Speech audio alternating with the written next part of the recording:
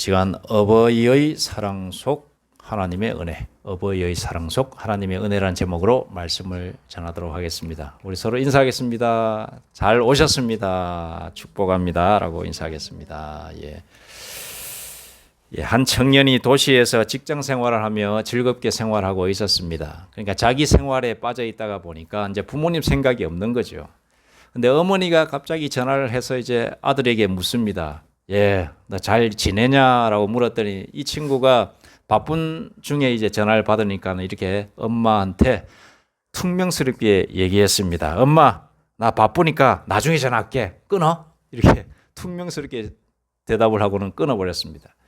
그러고 나서 이제 시간이 좀 지났죠. 시간이 지나서 이제 집에 갈 일이 있어서 집에 갔는데 몇 시간이 걸려서 이제 집에 갔습니다. 갔는데 집에 와보니까 부모님이 안 계신 겁니다. 엄마도 없고 아버지도 안 계시고. 자, 그 배가 출출해서 냉장고 문을 열었더니 평상시에 자기가 먹고 싶었던 고등어찜이 다 그 안에 있는 겁니다. 생각을 그때 번뜩 지나가면서 이렇게 생각이 스쳐 지나갑니다. 어머니는 내가 무엇을 좋아하는지 항상 생각하고 내가 오는 줄 알고 이것을 해놓으셨구나. 나는 전에 갑자기 어머니가 전화 왔을 때 퉁명스럽게 전화하고 끊어버렸는데 지금 생각하니까 그게 참 잘못했구나 라고 하면서 후회했다라는 그런 이야기가 있습니다. 사랑하는 여러분, 부모의 사랑은 참 놀라운 것 같습니다. 기다려주고 참아주고 끝까지 포기하지 않는 사랑, 그것이 바로 부모의 사랑 아니겠습니까? 자식이 퉁명스럽게 대답하고 어머니에게 핀잔을 주고 그래도 우리 어머니들은, 우리 아버지들은 참아주고, 더욱이 우리 어머니들은 웬만큼 해도 화를 잘 안 내고 그랬던 것 같습니다. 저도 우리 어머니 살아계실 때에 한 번씩 이제 어릴 적에 이제 어머니한테 퉁명스럽게 하면은 엄마는 그래도 이렇게 저를 기쁘게 받아주시고, 아이고 왜 그러냐 이런 식으로 대꾸를 해주셨던 그런 기억이 있습니다. 물론 좀 심하게 하면 어머니도 이제 화를 내죠. 화를 내긴 내지만은 그래도 제가 웬만큼 하지 않는 이상은 아주 이렇게 잘 대해줬던 그런 어머니가 기억이 납니다. 우리 아버지도 마찬가지죠. 아버지도 저희 아버지를 생각하면은 특별히 말씀이 없으셨지만은 저희 시대 때 아버지는 보통 대화가 잘 없습니다. 아들하고는. 그럼에도 불구하고 이렇게 좀 지긋하게 인자하게 이렇게 제가 농담을 해도 잘 받아주셨던 그런 기억이 있습니다. 부모님의 사랑은 정상적인 부모들이라고 한다면 그 부모님의 사랑을 생각하면 이 자식된 입장에서는 참 어떻게 표현할 수 없는 그런 고마움이 있다라는 것입니다. 그런데 부모의 사랑은 하나님의 사랑을 비추는 그림자라는 사실을 알아야 됩니다. 오늘 어버이 주일을 맞이하여서 육신의 부모를 향한 감사도 해야겠지만 우리를 지금까지 살게 하신 하나님의 은혜를 함께 묵상해야 되는 날인 줄로 믿습니다. 그래서 오늘 몇 가지를 나누면서 은혜를 나누고자 합니다. 첫째로 부모의 사랑은 하나님의 사랑을 보여줍니다. 오늘 말씀 시편 103편 13절에 보니 이렇게 기록되어 있습니다. 아버지가 자식을 긍휼히 여김같이 여호와께서는, 하나님을 말합니다. 하나님의 다른 이름을 여호와라고 표현하거든요. 여호와께서는 자기를 경외하는 자를 긍휼히 여기신다라고 나오고 있습니다. 하나님은 성경에 자신의 사랑을 설명하실 때 부모의 사랑을 비유로 이렇게 말씀하시기도 합니다. 왜입니까? 부모의 사랑이 인간이 경험할 수 있는 가장 깊은 사랑 가운데 하나이기 때문에 부모의 사랑을 빗대어서 나도 이와 같다라고 표현하시는 겁니다. 부모의 사랑은 어떻습니까? 조건이 없습니다. 내 새끼니까 내가 사랑하는 겁니다. 부모는 아기가 태어나면 밤잠을 설치면서 계속해서 돌보지요. 아기는 아무것도 해준 것이 없는데 부모는 웃으면서 아기를 돌봅니다. 왜 그렇습니까? 사랑하기 때문에. 내 새끼이기 때문에 사랑이 절로 생기는 겁니다. 하나님도 마찬가지입니다. 우리가 잘나서 사랑하시겠습니까? 아닙니다. 우리가 잘나서 하나님 사랑하시는 것이 아닙니다. 우리가 못나도 자기의 자녀이기 때문에, 자기의 아들이기 때문에, 자기의 딸이기 때문에 하나님은 우리를 사랑하시는 겁니다. 우리가 그걸 알아야 됩니다. 하나님이 우리를 왜 얼마나 사랑하시냐? 이게 아니에요. 그냥 이유 없이 사랑하시는 겁니다. 부모가 자식을 사랑하는 것처럼 우리 하나님도 우리를 사랑하고 계신다는 사실을 믿으시기 바랍니다.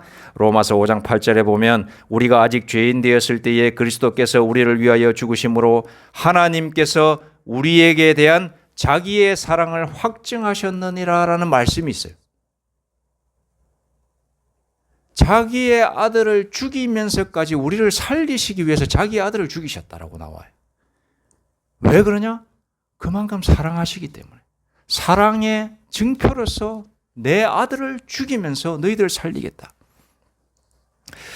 여러분, 우리 하나님의 사랑을 깨달으시기 바랍니다. 하나님은 우리를 사랑하십니다. 두 번째로 부모의 희생 속에는 하나님의 은혜가 담겨 있습니다. 우리는 어릴 때 부모의 희생을 잘 모릅니다. 우리 부모님이 우리를 먹이시기 위해서 새벽부터 일하시고 또 아끼고 절약하시고 자신의 꿈보다 자녀가 먼저 잘 되기를 원해서 자신의 꿈을 이렇게 포기하시고 눈물로 기도하고 뭐 그렇게 하신 거 나중에야 깨닫습니다. 저도 나이를 들어가면서 아버지의 모습이 생각이 나고 어머니의 삶이 생각이 나는 거예요. 그렇게 거룩하고 이렇게 뭐 남들 보기에 뭐 이렇게 성공하신 분들은 아니지만 그 위치에서 최선을 다하셨던 어머니의 아버지가 점점 생각이 나는 거예요. 여러분, 부모의 희생 속에서 하나님의 은혜를 깨달으시기 바랍니다.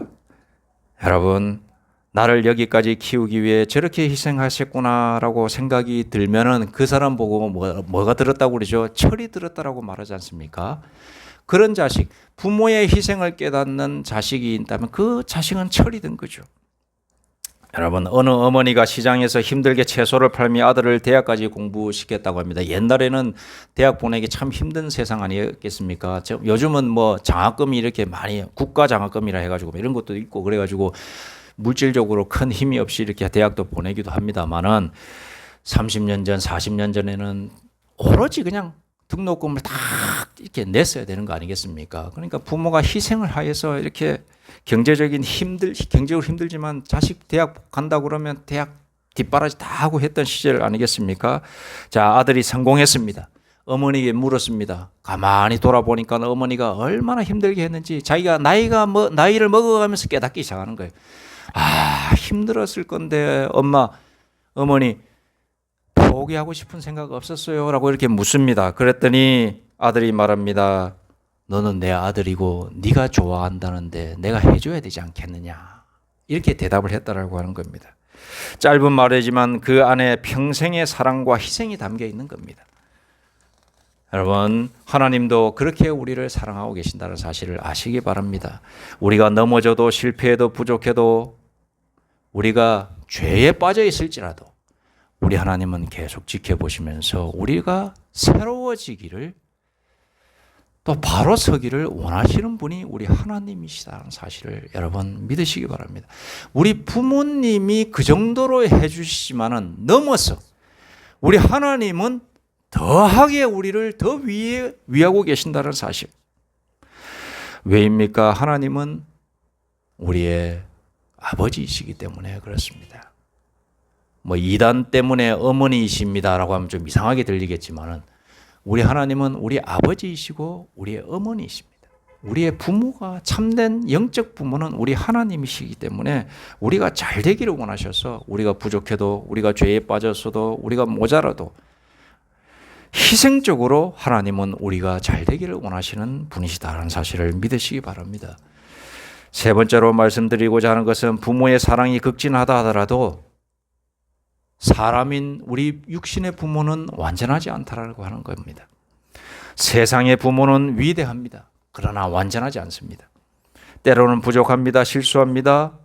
우리 육신의 부모는 우리에게 때때로 자녀들에게 상처를 줄 때도 있습니다. 그래서 어떤 사람은 부모로 인해 눈물을 흘리기도 합니다. 그런데 우리 하나님은 다르다 이 말씀입니다. 오늘 말씀 이사야 49장 15절 여인이 어찌 그 젖 먹는 자식을 잊겠으며 자기 태에서 난 아들을 긍휼히 여기지 않겠느냐. 그들은 혹시 잊을지라도 나는 너를 잊지 아니할 것이라. 여러분 이 귀한 말씀 심각하게 받아들여야 됩니다. 오늘날 세상을 바라보면 부모가 자식을 버렸다라고 하는 뉴스들 심심찮게 듣지 않습니까? 그리고 심지어는 죽이기까지 하는 부모가 있는 것을 보게 됩니다. 사람은 불완전합니다. 사람은 완전하지 않습니다. 아무리 자기 팔을 떼서 자식에게 줄 수 있는 부모라 할지라도 불완전합니다. 그러나 우리 하나님은 그렇지 않습니다. 우리 하나님은 하나님이시기 때문에 완전하신 분입니다. 하나님의 속성 자체가 완전히 완전하시고 온전하신 분이 바로 하나님이십니다. 그들은 혹시 잊을지라도 나는 너를 잊지 아니할 것이라. 우리 하나님은 우리를 절대로 잊지 않는 분이십니다. 결코 실망시키지 않는 분이 우리 하나님이시라는 사실을 여러분 믿으시기 바랍니다. 사람은 변할 수 있지만 하나님의 사랑은 변하지 않습니다. 세상 모든 사람이 떠나도 하나님은 우리를 붙드십니다. 하나님의 은혜란 무엇인가? 받을 자격 없는 사람에게 베푸시는, 우리에게 베푸시는 사랑입니다. 그게 바로 하나님의 은혜입니다. 우리는 하나님의 은혜 받을 자격이 없어요. 죄 가운데 있고 원죄 가운데 쌓여 있고 우리는 거룩해질 수 없는 존재란 말이에요. 그럼에도 불구하고 하나님 우리를 사랑해 주시는 거예요. 왜?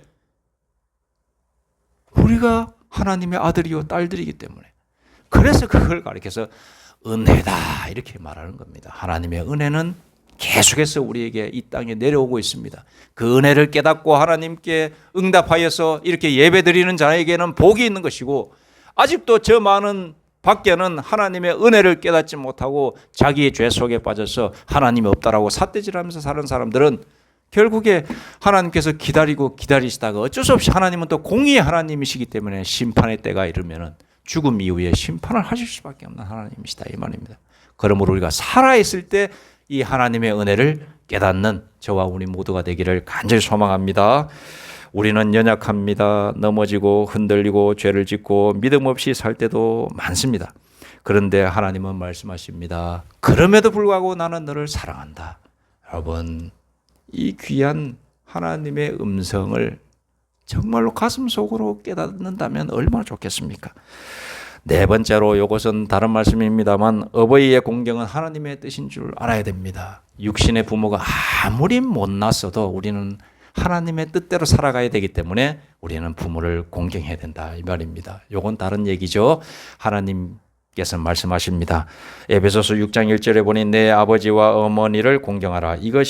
이것은 약속이 있는 첫 계명이다라고 이렇게 말씀하고 있습니다. 제가 중학생 때였던 것 같은데 저희가 형편이 어려워가지고 이렇게 집이 방 한 칸에 살면서 또 다른 집도 같이 살고 이렇게 새방살이를 하던 그 시절이었는데, 그 같이 살던 어떤 그 어르신이 저한테 그래 물었습니다. 너 세상에서 제일 존경하는 사람이 누구냐? 그분이 묻기를 의도는 뭐냐? 무슨 어떤 위인을 얘기하기를 원했던 것 같아요. 무슨 공자다, 아니면 무슨 부처님이다, 아니면 예수님이다, 아니면 무슨 성인들 있지 않습니까? 이순신 장군이다. 이런 대답을 얻기를 원하면서 저에게 물었던 것 같아요. 너 세상에서 제일 존경하는 사람이 누구냐? 이렇게 물었는데 저는 그렇게 이야기했습니다. 아버지입니다. 라고 얘기했거든요. 그랬더니 이 양반이 아버지, 같이 사골색반 사니까 형편이 어렵잖아요. 뻔히 보고 있는데 아버지 또 저녁마다 술 드시고 오시고 그런 모습 보고 있는 거죠. 그러니까는 야, 너 아버지만 뭐 존경스럽냐? 맨날 술 먹고 와가지고 이렇게 가난하게 이렇게 사는데 뭐 볼 게 있다고 너 아버지를 존경하냐? 이렇게 됐던 이야기 하더라고요. 저는 정색하면서 얘기했죠. 이렇게 열심히 사시고 저를 버리지 않고 자식들을 위해서 매일 아침마다 나가서 저녁까지 일하시고 그렇게 들어오시고 일상생활 하시고 술 한잔 하시는 게 그게 뭐가 나쁜 겁니까? 우리를 버리지 않고 제 학교 갈 때 등록금 다 대주시고 밥 먹을 수 있게 해주시고 해주는 이것만으로 저는 존경할 만하다고 저는 생각합니다. 이렇게 이야기했더니 웃으면서 희한한 놈이네 이렇게 저한테 이야기했던 그 사람이 생각나는데, 저는 그때 아버지를 높이기 위해서 그렇게 했던 것이 아니라 제가 가만히 왜 그런 대답을 할 수 있었는가 생각해 보니까 교회 생활하면서 성경 말씀을 봤던 거예요. 이 에베소서의 말씀을. 내 부모를 공경하라. 우리 하나님께서 내 부모를 공경하라고 했어요. 그리고 제가 부모를 왜 공경해야 될까 곰곰이 생각하다 보니까는 아버지가 일찍 나가서 저녁까지 일하시고 들어오시고 그런 생활을 하시고 그럼에도 불구하고 제가 저희들을 버리지 않고 형편이 어렵고 힘듦에도 불구하고 끝까지 우리 삼형제를 이렇게 끝까지 데리고 있는 것을 보면서 그거 자체로서 존경하지 않을 수가 없다. 이런 결론이 딱 나더라고요. 그렇지 않습니까? 그러면서 때때로 좋은 말씀도 해주시고 인생이란 이런 것이다 이러면서 뭐 공자 얘기도 해주시고 이러면서 그 말을 들으면서 저도 영향을 받고 그런 해석이 되는 거죠. 좋게 해석이 되는 거죠. 제가 만약에 하나님의 말씀을 모르고 삐딱하게 그냥 눈에 보이는 걸로만 판단했다면 아버지가 뭐 해준 거지? 이렇게 이야기할 수도 있는 나이였는데 그렇게 하지 않고 누구를 제일 존경하냐 했을 때 아버지입니다 라고 대답할 수 있었던 것은 하나님의 은혜를 알고 있었던 어린 나이였기 때문에 그렇지 않았는가 그렇게 생각합니다. 그래서 우리가 하나님의 은혜 속에 들어간다면 부모를 공경하지 아니할 수가 없는 거예요. 왜냐? 하나님께서 내 부모를 공경하라고 명령하셨고 또 그렇게 곰곰이 부모를 공경해야 할 이유를 찾다 보면 당연히 공경할 수 있는 이유들이 또 생겨나기 때문에 그렇습니다. 여러분, 우리 부모를 공경하는 저와 우리 모두가 되기를 간절히 소망합니다. 우리는 부모를 통해 또한 하나님께 감사해야 됩니다. 부모님이 완벽해서 감사하는 것이 아닙니다. 하나님께서 그 부모를 통해 나를 이 땅에 보내주셨기 때문에 감사하는 것입니다. 제가 기도를 한 번씩 하다 보면은 기도를 합니다. 그리고 성경 말씀 읽습니다. 그러면서 하나님의 성령의 감화와 감동을 순간순간 받는데 그 순간순간 받는 그 자체를 곰곰이 생각해 봅니다. 내가 살아있지 않다면 이 감화와 감동을 느낄 수 있을까? 기도하면서 하나님께서 나를 만져주시는 것 느낄 때가 있어. 나를 위로해 주시는 것 느낄 때가 있어요. 경험할 때가 있습니다. 그때에 그 생각합니다. 내가 죽어 있다면 이렇게 기도할 수 없을 것이고 이런 감화와 감동을 받지 못할 것이다. 고로 내가 살아있는 것이 은혜구나. 그래서 성경 말씀을 보면 천사도 우리의 믿음을 흠모한다라고 되어 있어요. 이 세상 살아가면서 믿음을 가진 사람을 흠모한다. 천사는 영의 세계이기 때문에 우리가 이 땅에 이 육신의 생명을 가지고 있으면서 하나님과 가까이 하고 있을 때에 그 교감하는 영적인 감화와 감동을 천사는 못 느껴요. 왜냐? 그들은 영적인 존재이기 때문에. 그러나 우리는 살아있을 때에 영적인 하나님과 이렇게 감화와 감동을 느낄 때에 거기에서만 오는 하나님의 영적인 충만이 있거든요. 그거는 살아있는 우리만이 느낄 수 있는 겁니다.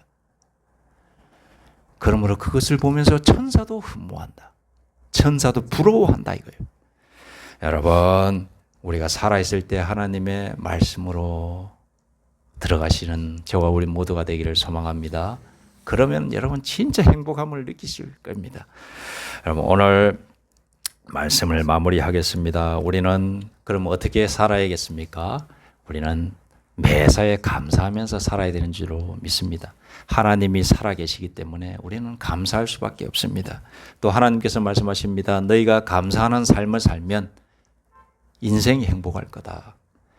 감사할 내용이 없어도 그냥 감사하며 살아라. 그리고 감사할 내용을 곰곰이 생각하면 다 감사인 것이다. 감사가 아닌 것이 없다. 내 부모가 살아계신 것 아니면 돌아가셨어도 부모를 향하여 감사하고 자녀를 바라보면서 자녀의 있는 모습 그대로 감사하고 그리고 가정이 있는 것 속에서 그 가정 속에서 감사할 내용들을 찾고 그리고 하나님을 내가 믿고 있는 것을 감사하고 그렇게 살아야 된다라고 감사에 대해서 우리 하나님께서 격려하고 계십니다. 감사 없는 삶은 메마른 삶입니다. 그러나 감사를 우리 하는 삶을 살다면 우리의 영혼이 살게 될 줄로 믿습니다. 그리고 두 번째로 우리는 사랑을 표현하면서 살아가야 될 것입니다. 우리의 자녀를 향하여 사랑을 표현하고 우리 부모님을 향하여 사랑을 표현하며 산다면 얼마나 좋겠습니까? 돌아가시는 분들, 노인분들에게 돌아가시려고 할 때 대부분 이렇게 물으면은 가장 후회하는 것이 무엇입니까? 이제 돌아가시려고 할 때 묻는 거죠. 인생에서 가장 후회하는 것이 무엇입니까? 라고 물어보면 대부분 다 그렇게 이야기합니다. 내가 사랑 표현을 많이 못한 것이 후회스럽다라고 이야기를 한답니다. 그러니까는 지금 몸이 안 좋으면서 이제 죽을 날짜를 받고 있는 거죠. 그렇게 해서 힘든 가운데에 그런 질문을 들으면 그 육신의 상태와 고통의 상태 속에서 가장 후회되는 것이 무엇인지 생각을 해보면 내가 사랑한다는 말, 사랑한다는 표현을 많이 못한 것, 그것이 후회스럽다는 거예요. 그렇습니다. 여러분, 우리가 사랑을 표현하면서 살아야겠습니다. 오늘 어버이날인데 부모님께서 계신다면 부모님을 향하여 우리가 사랑의 표현, 자녀들에게도 마찬가지입니다. 자녀들에게 사랑한다고 하는 표현, 이런 것을 몸으로, 입으로, 행동으로 드러내는 저와 우리 모두가 된다면 하나님의 자녀, 참된 아름다운 자녀가 되는 줄로 믿습니다. 기도하겠습니다. 하나님 아버지, 오늘 어버이날, 어버이 주일입니다. 어버이 주일을 맞이하여 하나님의 은혜를 다시 한번 생각합니다. 참된 우리의 아버지, 어머니는 하나님이신 줄로 믿습니다. 하나님 안에서 우리 살아있는 우리 육신의 부모를 잘 섬기게 하여 주옵소서. 그리할 때에 하나님의 뜻을 발견하게 해주시고 우리의 입술 속에서 감사와 사랑이 흘러넘치는 저와 우리 모두가 되게 하여 주시옵소서. 감사드리오며 예수님의 이름으로 기도드립니다. 아멘.